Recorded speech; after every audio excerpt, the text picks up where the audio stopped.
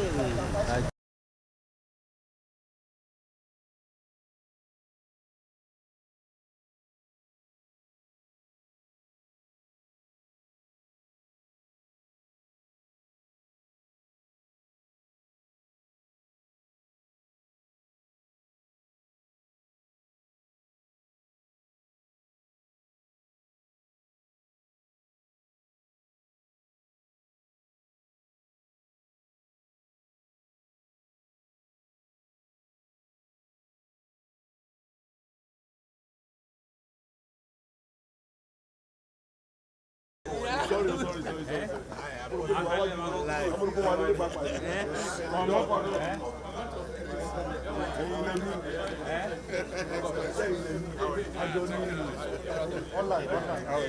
Online. Yes, sir. 22.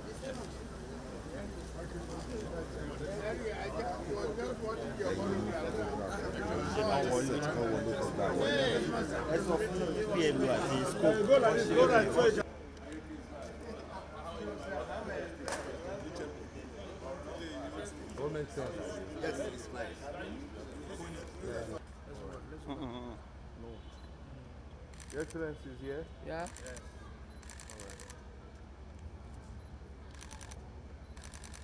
All right. Bow. Thank you very much. Thank you, sir. We'll proceed, sir. Thank you, sir. This way, sir.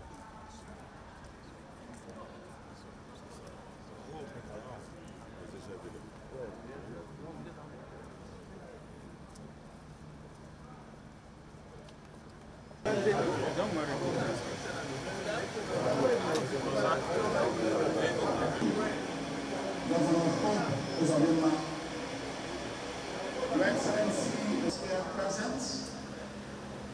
The Chief of Staff to the President, Senior Presidential aides here present. Your Excellency, 48 hours ago, your first Christmas message to the nation was published.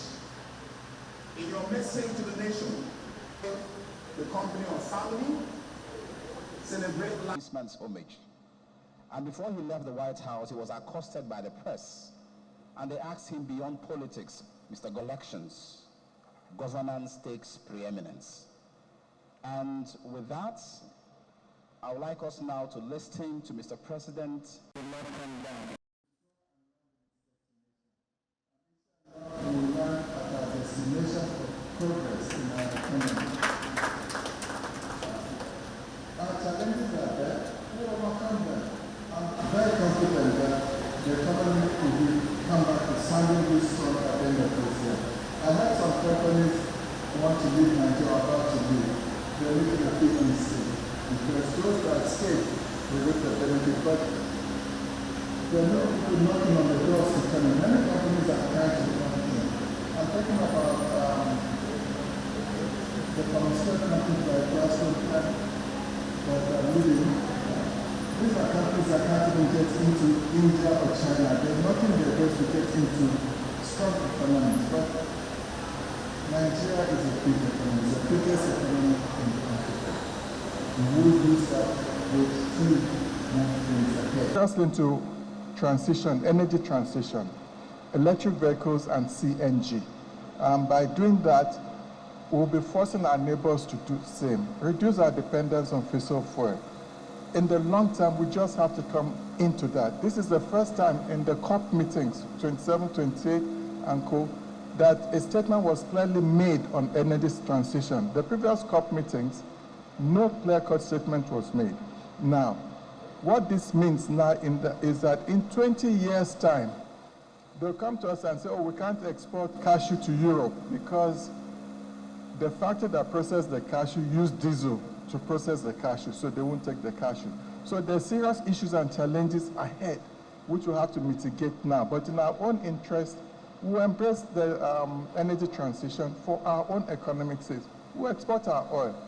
We should have moved to gas 30, 40 years ago because over 70% of our hydrocarbons in the ground is gas, not oil.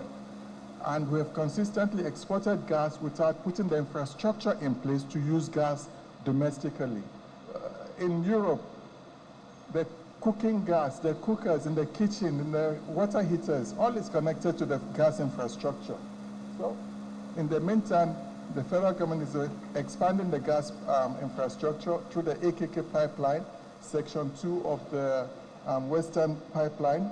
So we will embrace, for us in the States, we'll work with you, Mr. President.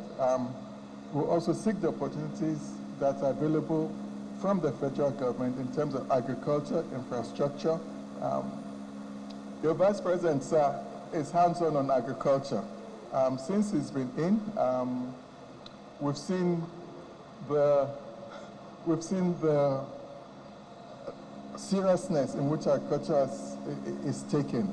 Hitherto in the last administration, everything in agriculture was done in CBN, to the extent that nearly all the states don't have any impact in agriculture. But we've seen a change now. We have a good minister, Bukari, who is engaging with all the states.